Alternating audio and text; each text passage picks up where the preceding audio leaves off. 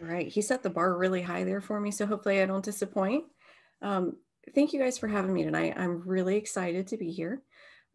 Like John said, the more interactive, the better. I'll let you in on a little secret. I actually have a fear of public speaking, virtual or in person. So the more conversational this is, the more you're going to get out of me because I'll be less nervous. So I will bribe you along the way with some really cool hard hat socks, which I'm sure everyone will want in their wardrobe. I know, aren't they cool? And we even have some really fun, fail, light up yo-yos. So for those of you who are willing to walk me off the ledge and participate tonight, you're going to get some swag sent your way. All right. So I'm going to go ahead and share my screen. If I can find my mouse, there we go.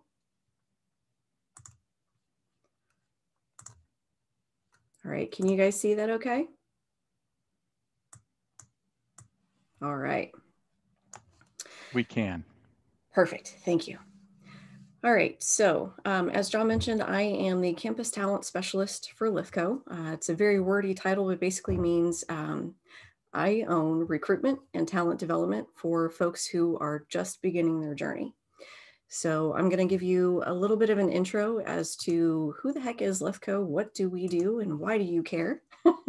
So we're going to do an intro to the company. We're going to talk about our campus program, what it looks like if you want to be like Dejan and come on board as an intern, and then hopefully start your career as a project engineer with us and what that can lead to. We're going to talk about some of those skills and competencies that I look for as a recruiter, those keys to success, if you will. And then I'm going to tell you a really riveting story about my personal journey. There should be plenty of time for Q&A, but by all means, if you guys have questions, comments along the way, unmute and jump in, okay? All right, so let's start first with an overview of Lithko. So we are a commercial concrete contractor. We function as a subcontractor in the industry, meaning we are the builder. So for those of you who are not real familiar with the construction industry and how it's all structured, there are other companies that piecemeal out scope. We are the folks who you hire to actually do anything related to concrete. So that could be foundations, could be walls, slabs, parking areas, etc. The way that we are structured, we tend to focus on what we call the middle market segment. So that's inclusive of anything like Kohl's or a Target store, could be a grocery store, large footprint warehousing and distribution. So if you're addicted to Amazon like me, chances are one of those packages came out of a distribution facility that we helped to build. We also do some light vertical work. So that would be inclusive of things like slab on metal deck for the residence halls you guys live in, those types of things. And then at the upper end, we also do structural work. So that would be a hospital, a parking garage, an apartment building. So we focus on that middle segment of the market because it is sustainable within a geography. So I think the next slide is our map. There you go. So everywhere where you see one of those red flags, that's one of our 19 locations. We try to stay within that blue circle, which is generally, about an hour to a 2-hour radius from the office location. Some expand out a little bit more, some are a little bit tighter. But what we try to do is we try to find work close to home. We want to be able to put our people in a position where they can have work-life balance. They don't have to throw their whole world into a duffel bag and live out of a hotel room for 4 months in Idaho. We want them to be able to go home every night and see their family, snuggle up with a dog and watch Jeopardy. Whatever your thing is, we want you to be able to do that, okay? So we're currently at 19 locations across the US. If you've heard my spiel before, the number used to be 17. But here at the end of 2020, we made 2 new acquisitions in Austin, Texas, and Salt Lake City, Utah.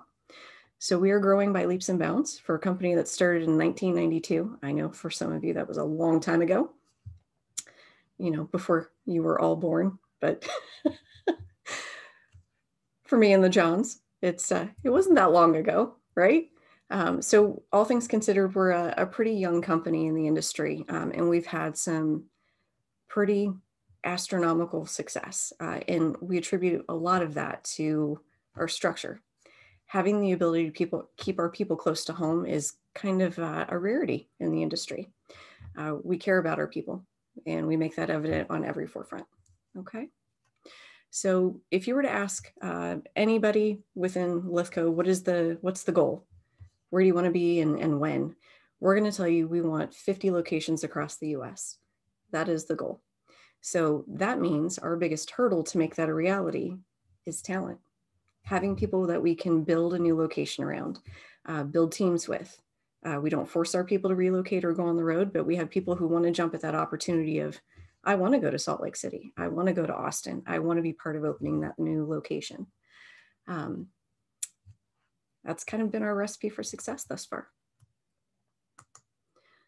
All right, so if you want to grow up to be like Dejan Jones and come on board as an intern, let's talk about what that program looks like. All right, we're going to start first with our field teams. These are the craftsmen and craftswomen. So these are the folks who are functioning as laborers, carpenters, iron workers. They're on the place finish teams. They're the ones out there building the work. So as an intern for last summer, Dejan got the opportunity to work side by side with these folks, actually put work into place. You got to learn how to use power tools, how to do some layouts, how to prep and place a slab. You actually get to be part of the work. We're going to surround you by those mentors, and they're going to impart their knowledge and help you be successful. So our interns always start out in the field. Like I said, we're a subcontractor, we're the builder. So it makes sense for everyone to really understand firsthand knowledge. What do we build and how do we build it? Okay. Dejan, feel free to jump in and talk about your internship experience if you want. Can I put you on the spot? Come on, buddy. You're coming back next summer or this summer, so it couldn't have been that bad.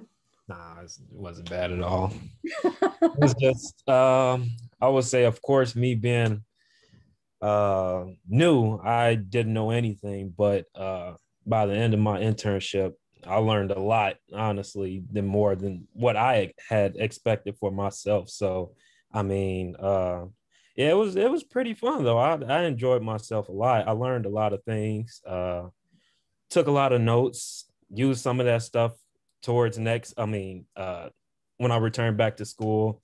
Of course, share my experience with everybody and told them how much fun I had doing it. So, yeah, I really had fun though. Good. We're excited to have you back this summer. Like Dejan said, he felt like he came in not knowing a whole lot about concrete construction, and that's really the expectation. Most folks at this stage have not had the opportunity to get out there and do the work. So we have a program to take you from that infancy stage and really walk you through and get you acclimated to the work, to really teach you everything that you want to know and show you how it's going to bring you value in your future career. Okay. All right. So you've gotten through college. You've survived the construction management program under Dr. Cabbage. Congratulations. So you've graduated, you're ready to start your career. We're going to call you a project engineer. This is essentially a learning role within our organization. This means you maybe know enough to be dangerous. You might have some light level experience, but we have big dreams and aspirations for you. So most of our project engineers are going to be focused on learning how to become one of three roles. And we'll get into more of a description of those roles here in a second, but typically they're field-based. So the first one's a field engineer, and the second one's a field lead. Third option might be a project coordinator, which is like a manager. Our goal within your first 12 months at Lithko is to get you from where you are at your starting point to being functional, capable, confident, and competent within that role. So we're going to surround you with mentors. We're going to challenge you. We're going to push you way outside of your comfort zone. We're going to let you stumble, and that's okay, but we won't let you fail. It's a hands-on teaching. We're going to put you through the paces and get you really comfortable with performing that role. Start to build your network of resources. Who am I going to reach out to if I have an issue and I've got, hubs that got pulled out and I've got to figure out how to restake this and bring in control? Who am I going to call? Who's my resource? We're going to teach you how to do a lot of those things on your own and problem solve on your feet. We're never going to put you in a position where it's sink or swim. That's the biggest thing to take away. It's never sink or swim here. Okay. So we've got a very structured program, very similar to what you've been doing, Dejan, where we've got you attached to an integration manager who works with me. We kind of guide you through the process. And we basically break that elephant down into bite-sized pieces, eat it one bite at a time. Okay. All right, so field lead. This is one of those positions that we can work towards as a new graduate. A field lead is really in our world like a foreman. So we've got all of the concrete scope that could be inclusive of foundations, slabs, tilt panels, site work. All of those things are in our contract.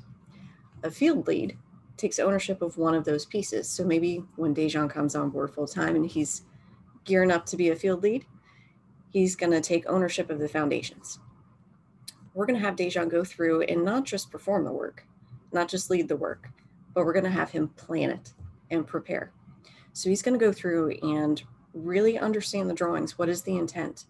And create a plan of attack, understanding where's my starting point, which direction am I going to go, how much work can we get in place each day, what's my productivity look like, how are we going to do the work safely. Basically creating a day-by-day plan of how's this all going to fall into place. Then he's going to work shoulder to shoulder with that crew to begin to execute. But it's not just manual labor. We're going to ask him to step back and assess the overall progress, track the outcomes, and understand how to influence to get the result that he's after. All right. So it's leading from the front lines, owning the communication, the coordination, really owning that plan and ensuring that you're successful. All right. So that's one of the typical roles that we'll work towards. The next one's called a field engineer. So, excuse me, in our world, we could build a beautiful, perfect building, but if it's 4 feet in the wrong direction, that's a problem. So a field engineer is the person who looks at the drawings as a whole. They understand how to kind of create a pattern to build by. So they're going to create points for us to understand where's the corner of the building, where do we have a step in the foundation, where do we have changes in elevation. They are basically painting out lines on the ground so the excavator knows where to dig, working with our crews to establish how far to dig in depth. They are a very unique blend of somebody who can plan the work out, really coordinate timelines, productions. They can communicate those things, but they're also a builder at heart. They understand how all of those parts and pieces really come together. So the field engineer is really key and catalyst to our success on every single project. They own the quality control. Like I said, it could be perfect in every other regard, but if it's not in the right spot, we got to start over. All right. So those could be one of the 2 roles that you or Dejan or anybody else who chooses to come on board at, that graduating period. Those are some of the roles that we're going to work towards. It may seem a little bit daunting right out of the chute to say, oh, wow, that's what I'm going to be doing in a year. I'm going to be leading a team. I'm going to be planning work. I'm going to be the person who everyone's relying on for accuracy. That can be a little bit scary. But our program is built in a way that we prepare you to take that on piece by piece. We create those challenges to get you, kind of up to speed with building those skill sets and getting to a level of comfort, confidence in your own abilities to move forward. It's a cumulative build of skill sets. Before you know it, you're performing that role with some training wheels on, good group of people surrounding you to ensure that you're on the right track or help to give you some course correction when needed. It's a pretty proven program. It works really well. So Dejan, we're excited to make even more progress with you this next summer. Get you even closer to one of those roles, Betty. All right. You guys have any questions on internship or first year out of the gate at Lithko, what that might look like? Yeah, I have a question if you don't mind. Hi, Catherine. Hi, nice to see you again. Good to see you too. Well, so you were mentioning about the different abilities that the interns or new grads, develop and cultivate, and obviously communication, you said, was a big one. But are there some other qualities or abilities that you at Lithko particularly look for in a new student for either graduating or interning? Yep, absolutely. And we're actually going to talk about that in some more detail here in just a little bit. So look at you anticipating. I love it. For a lot of folks who are taking their first step in the construction industry, like I know you are, Catherine, it can be really scary to think, oh my gosh, I've got to know all of these things in order to be quote unquote qualified. That's not always the case. There are some key attributes that we're going to look for that really anybody could bring to the table. We've got a program where we can teach you all the nuts and bolts, you know? A lot of what you guys learn in college, rightfully so, is a little bit about everything. To expect any one of you to graduate and be an expert in concrete construction is really unfair. So we've developed a program so that we can take you from that beginning stage and get you to that really expert level of knowledge. All right. So if you come in with the right attitude and good work ethic, we can get you there. Awesome. Thank you. Yep. Anybody else have any questions? All right. Okay, so let's talk about some of those skills and competencies. All right, so I often have people ask me, you know, when you go to a career fair or when you're networking with students, what are those things that you're looking for? What's going to set a candidate apart from the pack? So I took a lot of time and consideration to really think through those people who have found great success here at Lithko. What was their key to success? And I have found that there's an underlying theme of these first 4 bullet points. So I have dubbed them my gotta haves. So these are those things that I'm going to look for in really any candidate that I come across, whether it's an intern, new graduate, an experienced hire.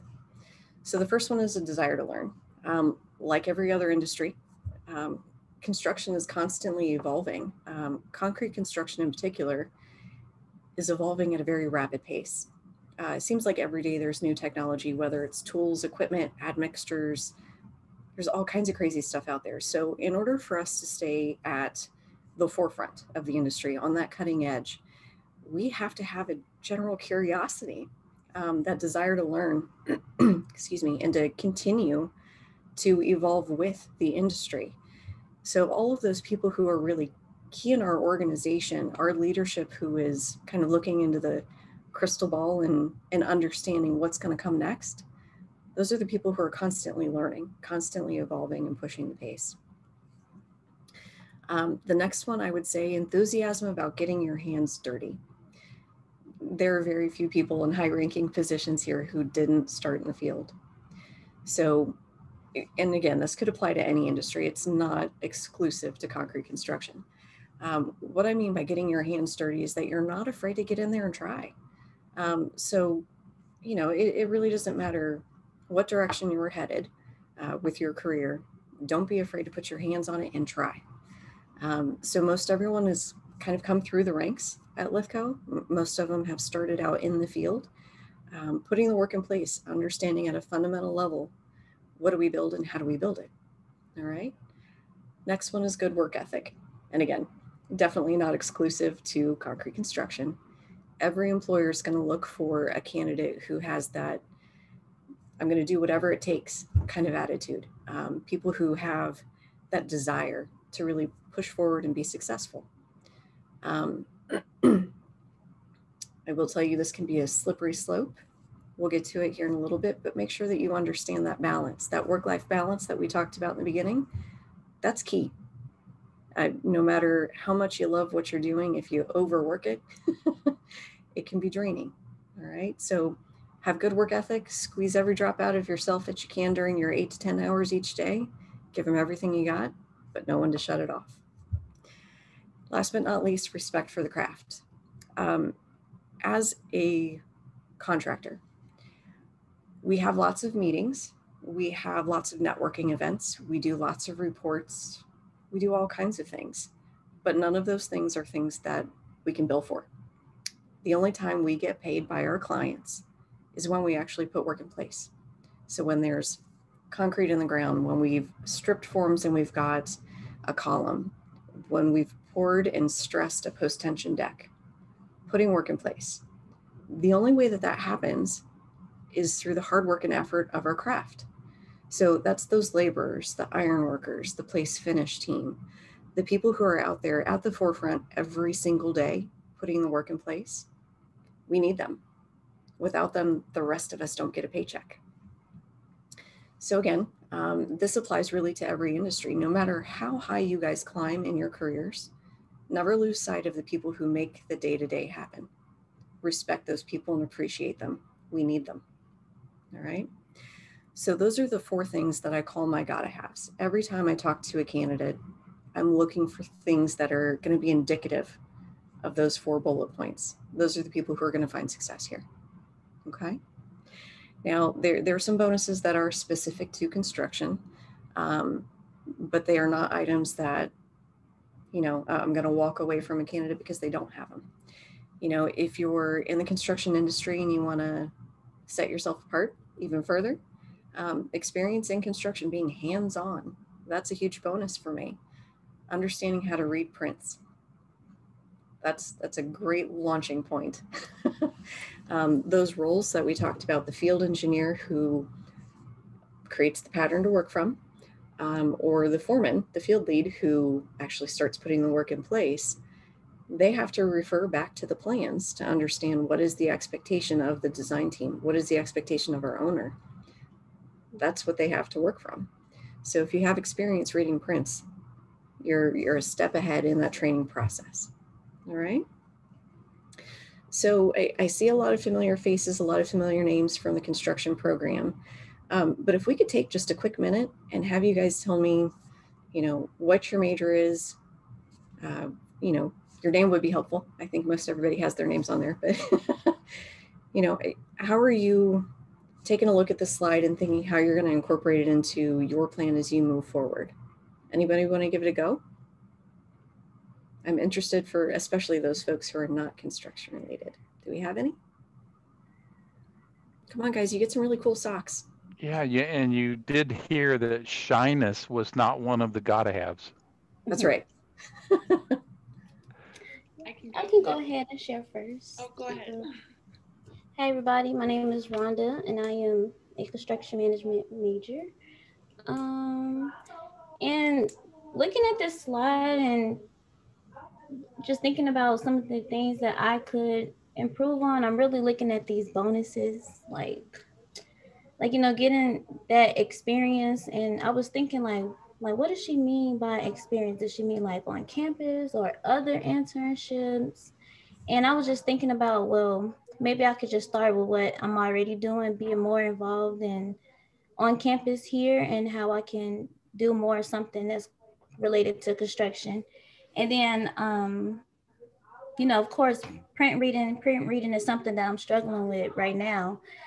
So I'm looking at that like, man, like that's definitely something that I need to work harder at. And I know that I can if I put in that extra work and put in that extra time. So that's just really my biggest takeaway right now. And hey, Kim. Hi, Rhonda. Keep doing events like ASC. That's really going to push your skill set on understanding how to take something from, 2-dimensional on the set of plans, understanding what it looks like once you begin to build it. That sequencing process that you went through to figure out which piece comes first, how to get all those parts and pieces in play, that's really going to help your understanding of reading the drawings and understanding what they mean. Yeah, that's definitely been a big part of my motivation also, because, I already been to the competition twice. So the first time I knew absolutely nothing. Then I came back the second time, I knew more, but still not as much as I could have to do better. And so like you said, like it's literally just in stages, just trying to absorb as much as information within this specific time frame. And also like attending the ASC competition and going to like different conferences and networking and career fairs and different things like that, they make a huge difference, especially on your resume. On my resume in particular, I get a lot of comments because of how much that I do. But it's always more that can be done. Yep. Thanks, Rhonda. Anybody else want to give it a shot? Oh, come on. I'm not going to bite you. I'll go if nobody wants to, if nobody else wants to share. My name's Catherine, and so I actually am in I'm not in the construction major program because I'm a grad student actually. So very different I was a very different major. I came from a bio background with a film studies minor, so completely different. Like, doesn't even make sense. But I like seeing those lists because from someone like me who doesn't have a whole lot of construction experience, it obviously makes me hopeful. Because like I feel like I have a few of those skills, those gotta have. So like that makes me feel better from the start. And obviously it's just a new field for me, and but I am excited about it. That's why I came back to school, and to work on those bonuses so I can hopefully, you know, stand out and, you know, have a better chance at being more competitive. And like the print reading is all new to me, but it's slowly but surely coming along, and I'm just excited to be here and excited to know that even someone from this different background can, you know, jump in as well. Absolutely. Yep. Don't be intimidated by the print reading. It's a skill set that takes a long time to develop. I know it sounds crazy. Start with Legos. Do you guys? I love Lego. I do too. I'm 43 and I still love Legos. Oh, I love them. So, you know, you're looking at the step-by-step instructions, but really what you're doing is you're reading plans. You're understanding how those parts and pieces are going to go together. Think of construction in the same way. It's not necessarily step-by-step, but they're going to show you exploded views of all those parts and pieces that have to come together. It'll start to click for you, but it takes time. Be patient with yourself and set realistic goals. For sure. All right.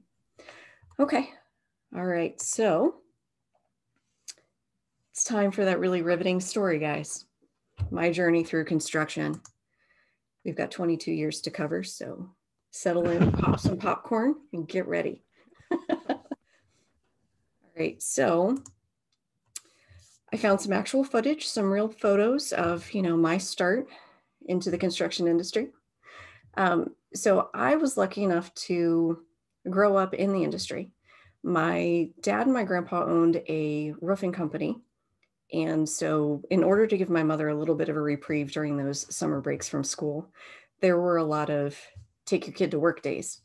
So I'd throw on my tool belt and I'd go to work with dad and grandpa, and I would help to pick up trash and carry materials. And then before I knew it, I was starting to drive nails and I was cutting shingles.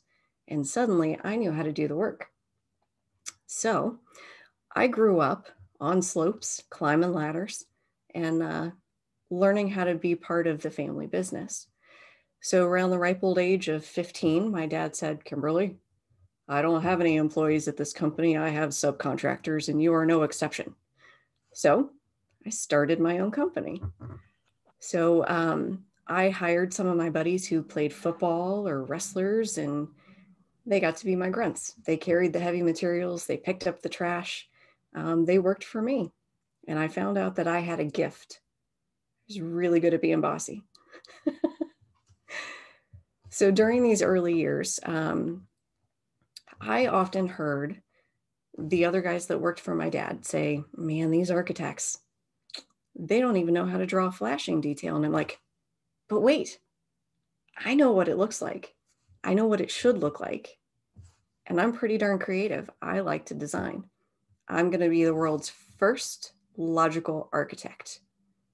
I know how to make this work. So I decided to attend Ball State College, or Ball State University in beautiful Muncie, Indiana. Here's a photo of me from my football days. It's pretty awesome.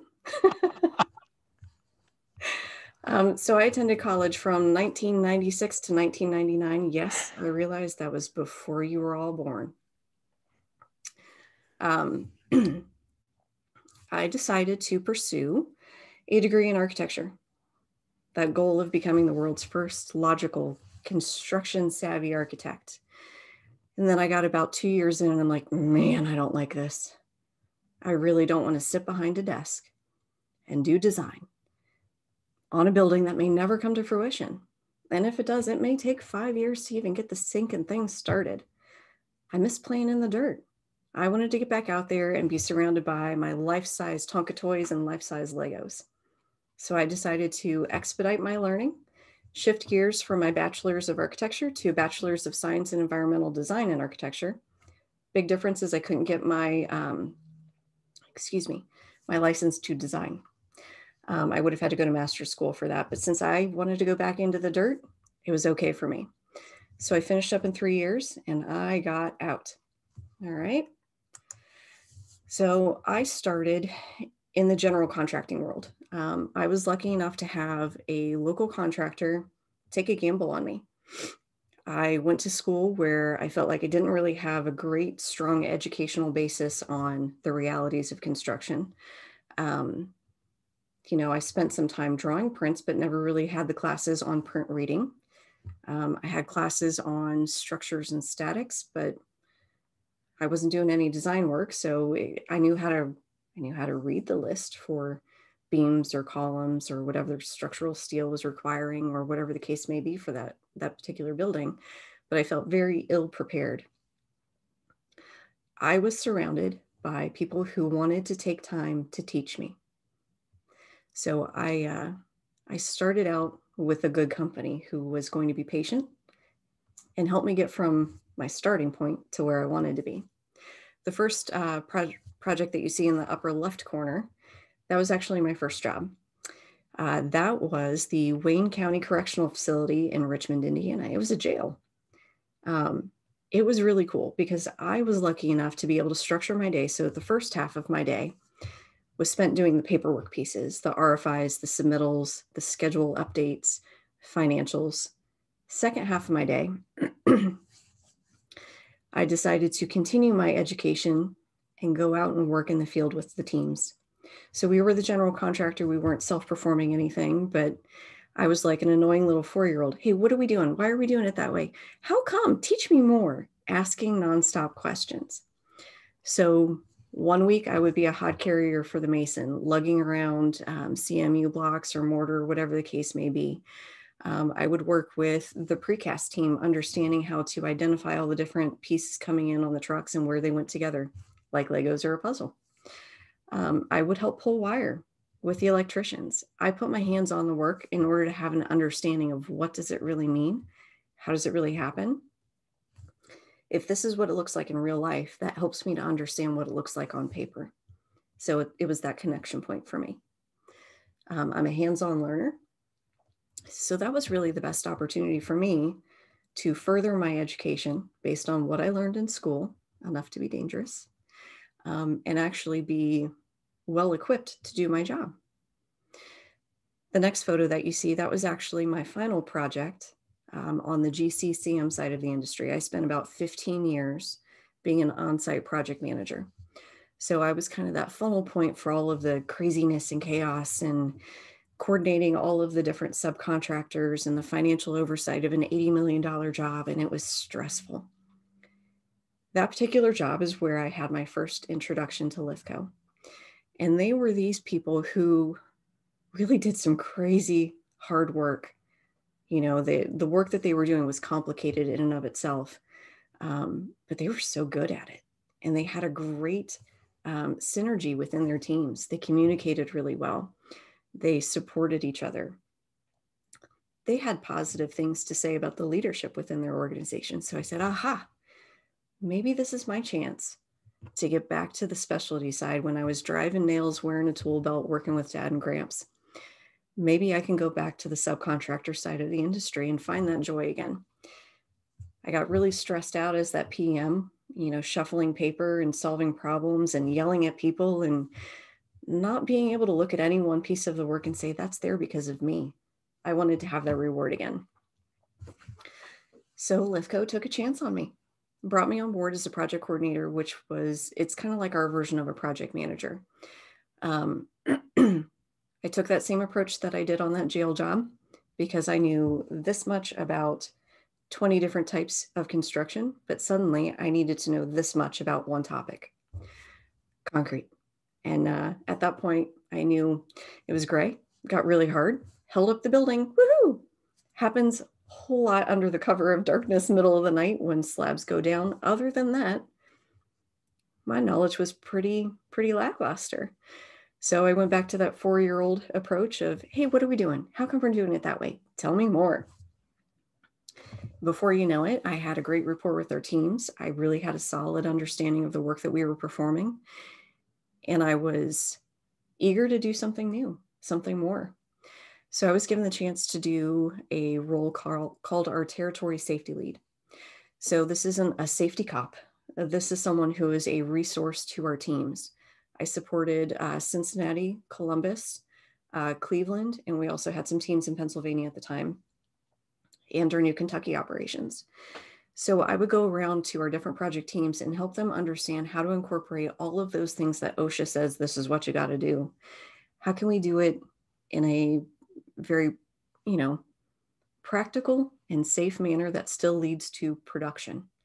Because in the end, we have to be productive in order to make money.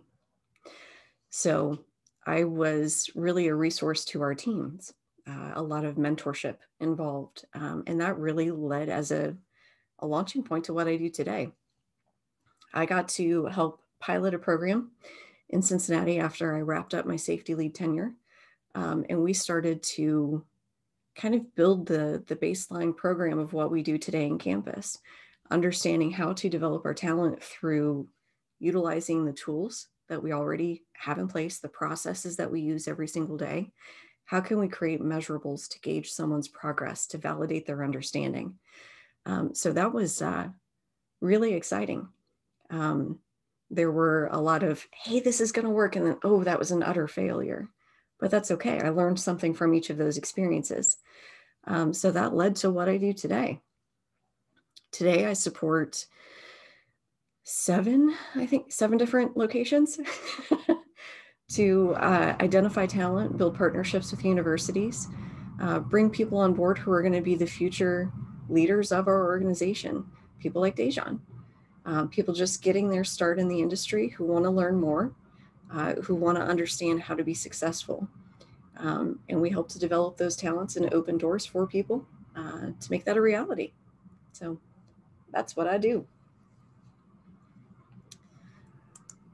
So John asked me to give you some advice. If I were to go back to my 22-year-old version of Kim, what would I tell her based on all of my experiences to make life a little bit easier? So I'm going to share with you my PhD from the School of Hard Knocks. And as I was writing these, I was like, man, these all sound like the things that I would find in fortune cookies. So lighthearted approach, feel free to giggle. All right, so never regret a decision, learn from the outcomes you didn't like. So if I had a nickel for every bad decision I've ever made, my goodness, I'd pay for everyone's college, not just for the people on the phone or on the Zoom call, but across the US. You learn from making mistakes, from making bad decisions. If you get stuck in that moment of regret of, man, that was stupid, it's going to just prevent you from moving forward and from learning from it. Okay? Don't be afraid to make those mistakes. Failure isn't making a mistake. Failure is refusing to try. So if you get so caught up on, I don't want to make a mistake, I don't want to let people down, I don't want people to think that I don't know, that's your moment of failure. It's okay to make mistakes. Everyone makes them. Honestly, it's the best way to learn. Through our program that we have for our PEs and our interns, we almost put you in positions where we know you are going to make a mistake. We know that it's something that you're not fully prepared to own and have a successful outcome, because we know in that moment of misstep, there's a teaching opportunity. We're going to be able to help you understand how to prevent that from happening again, or why it didn't work, what we can do to be more effective. So don't be afraid. It happens. Never stop learning. As soon as you stop learning, you get complacent, you get bored, you get really eager to try something new. So if you find yourself in a position where you don't feel like you're learning anything new, take a step back and figure out, is it me or is it the situation? Do I need to find something else that I'm more passionate about? Like my aha moment of, I'm tired of shuffling paper and yelling at people, I want to go build something. That was a moment when I felt like I had stopped learning. I stopped growing. And last but not least, you must find your balance. My Miyagi moment. You know, that work-life balance is a really important thing. During my time as an on-site project manager, a 60, 70-hour work week was normal. I had 2 small kids at home, and I missed a lot of really key moments. I don't regret it. I learned from it. What I have now is kind of a rarity in the industry. I have work-life balance. When I first came on board at Lithko, my oldest daughter was very into soccer. I actually got to coach her soccer team, you know, show up for every practice, get there early, set up cones, and then try to herd the cats. Because, you know, say soccer when they're that young, it's just chaos. I'm able to have a life outside of work, cook homemade meals for my kids, walk the dog. I told John before the call that I just bought myself an exercise bike. I actually get to go home and work out when I decide to not eat a cupcake. Sometimes I do both, but I have the opportunity to choose now. So make sure that you understand how to give it your all when you're there, but know when to shut it off when it's time to walk away. Sometimes your efforts become so saturated that you lose that production. It's okay to step away. Sometimes it makes you better at what you're doing. All right. So those are my fortune cookie moments for you. Now it's your turn. What questions do you guys have for me?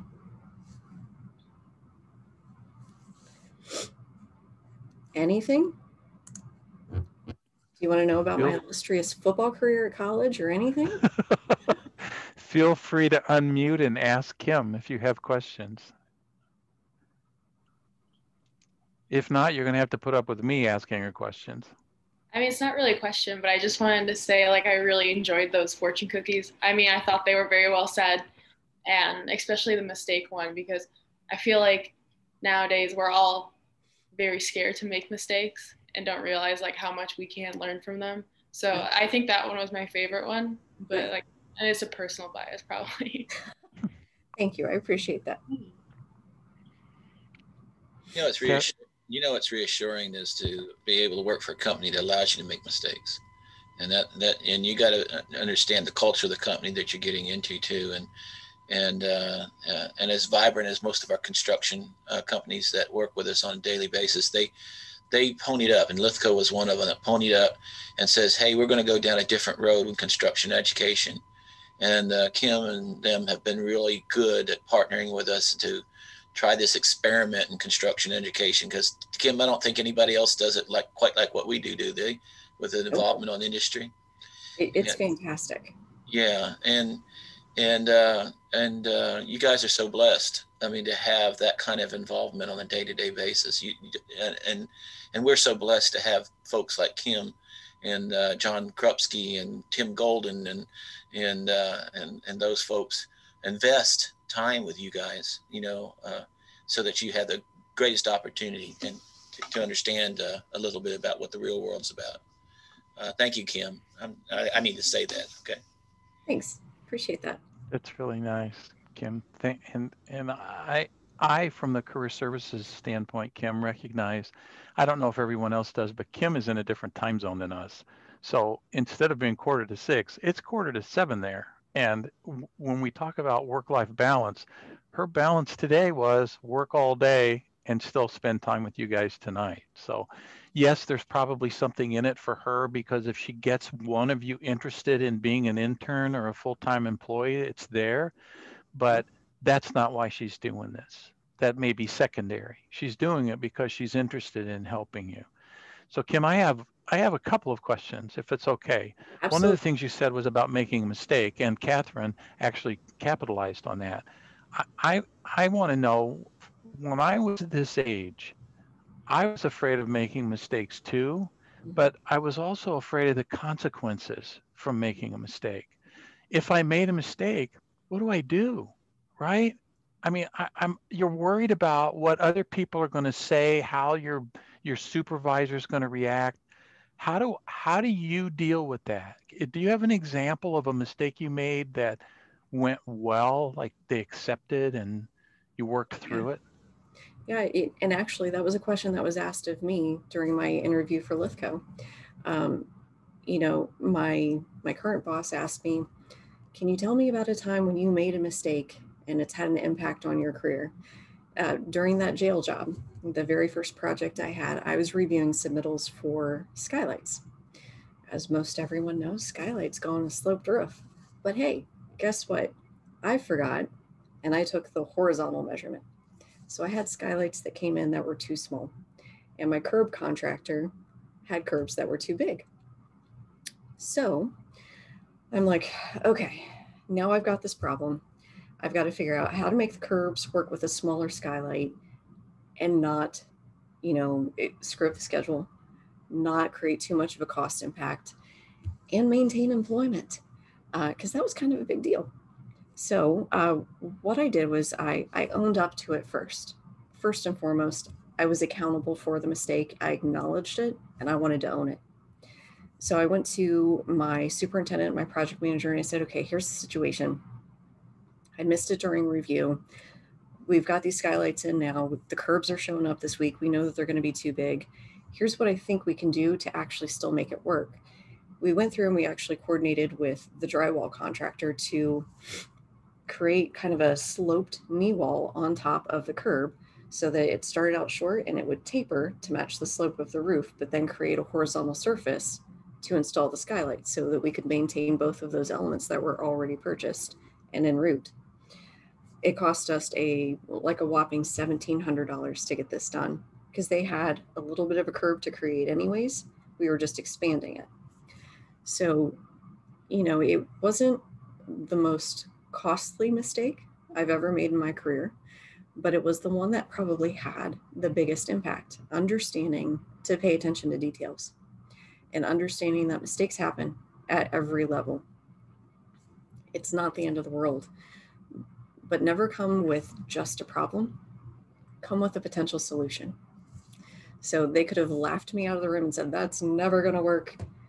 But hey, at least I tried, made an effort, and I was accountable to say, I know I screwed up, but I want to try to fix it. That went a long way with the people that I was working with. They knew that I was invested in trying to find a solution that was workable. Thank you, Kim. Sure thing. That's incredibly valuable advice. Thank you. My second question is, you talk about work-life balance. Mm-hmm. And I know that's something that people struggle with in their careers because in their heads, I don't want to go down the road. I want to just ask you, how do you recognize and interpret work-life balance? You worked 60, 70 hours a week when you were in one profession, but yet you still found time to do other things, right? Not as much in my old life, but definitely now. How do you find that work-life balance? I think first and foremost, it was recognizing that I was never shutting it off. I was, that last project that I was on, it was probably about an hour and a half away from home. I was spending upwards of 10 hours on site every day, hour and a half drive back to the house, the whole drive there, the whole drive home. And every moment that I was at the house, I was working mentally. I was never able to enjoy what little time I did have at home. I found myself not necessarily being present with my kids. And that was a huge aha moment. Something's got to give. And I wasn't finding joy. I can work all day doing something that I love. But when there stops being joy in it, that should be a real eye opener for you.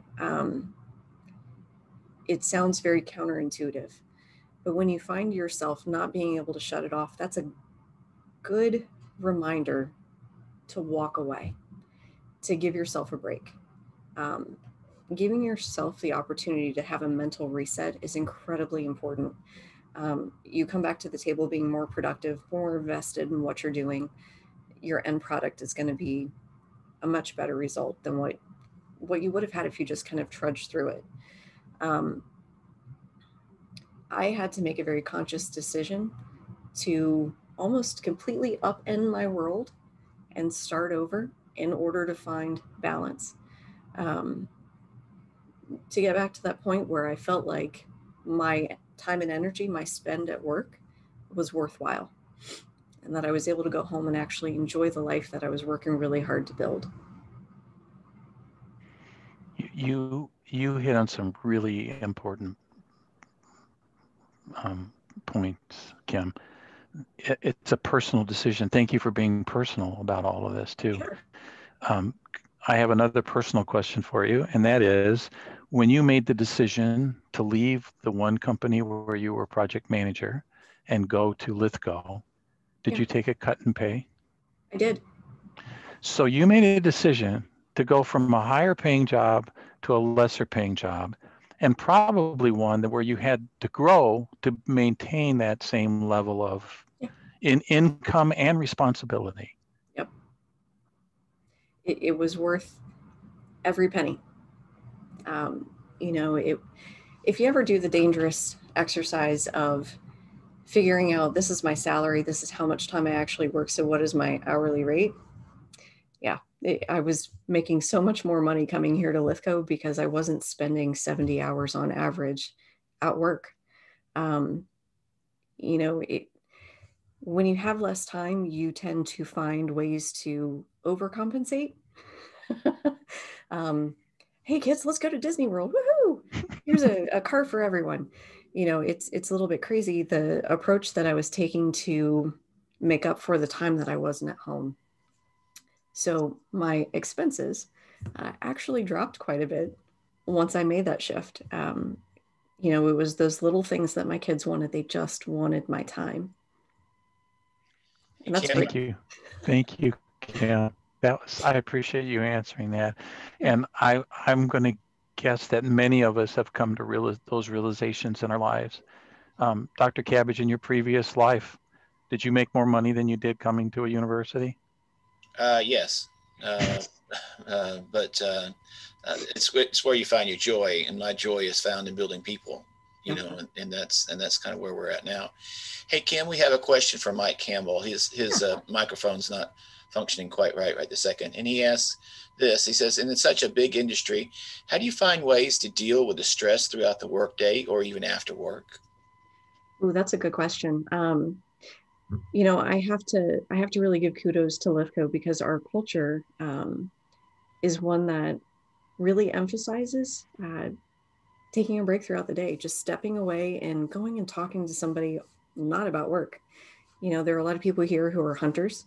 So talking about whatever's in season or the giant animal head that's mounted on their wall, whatever the case may be. We all know what each other's families are doing. What are your kids up to? How's soccer season? How's Girl Scouts? Oh, hey, we're doing a fundraiser for pies for marching band. You know, just engaging with people and kind of disconnecting from work for a minute. That's how I kind of get through my day. I make an effort every day, if I don't go out for lunch, if I'm sitting at my desk, to not work. I'll hop online and I'll shop for shoes, or you know, I'll do Sudoku puzzles, just a mental break. I have had to, again, make a very conscious, deliberate effort to turn it off for a minute. That's been the easiest way for me to deal with my stress. The other thing I do, which is almost a sin in construction, I'll turn my phone off when I go home. I just shut it off for a minute, kind of disconnect and force myself to not flip through emails, to not text somebody, oh, hey, by the way, I forgot about this. Just force myself to walk away from it for a minute. Find hobbies. I realized when I left my last job, I didn't have any hobbies. I didn't have time for them. Find something that you enjoy doing. So did I answer your question, Mike? Okay, thank you. He's got a corollary to this, Kim. He says, for people that aren't by nature born leaders, how do you suggest they learn to be a great team leader? And does it come with experience, you think? I think leadership comes in a number of different forms. It's not necessarily the loudest voice in the group. Sometimes it's the quiet guy in the pack or gal who leads by example. Sometimes it's the person who says, you know what, no matter the outcome, I'm accountable to make sure that we're going to be successful. And they kind of lead through suggestion or to build other people up. Leadership comes in many, many forms.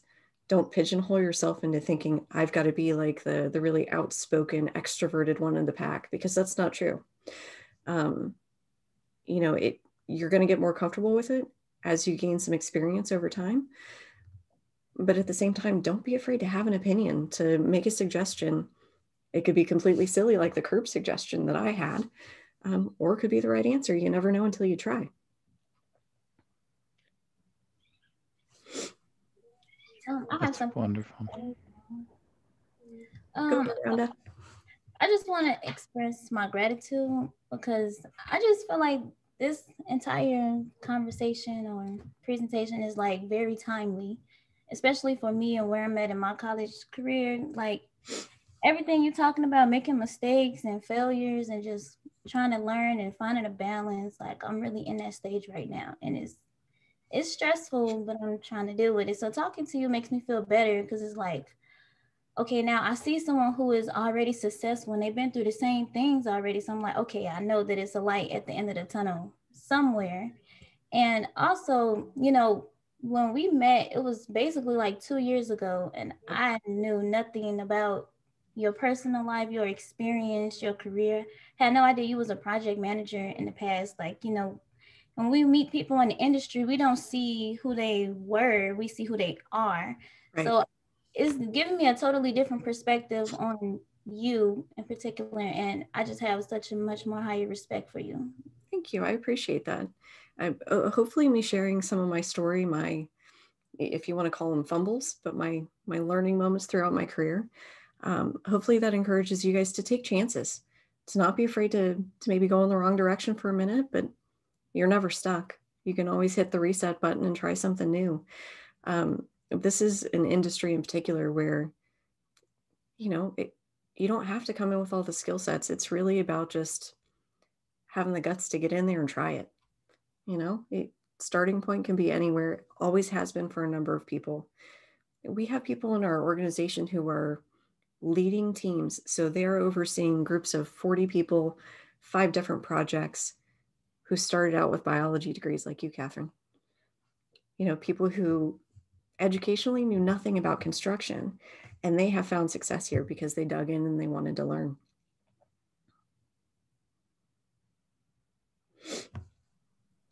Yeah, I've definitely hit that reset button myself. So I know exactly what you're talking about, but it's just so nice hearing the positivity that you have just showed us in the industry. And I mean, honestly, how you said you're afraid of public speaking, I don't really get that from you, but I mean, I would, if you haven't told me, I would not have known, but you just like, yes, like everyone's been saying, like, it's just so great to hear your story and thank you. Just to tell us all these wonderful things about the industry. And yeah, it's very helpful. So like, thank you.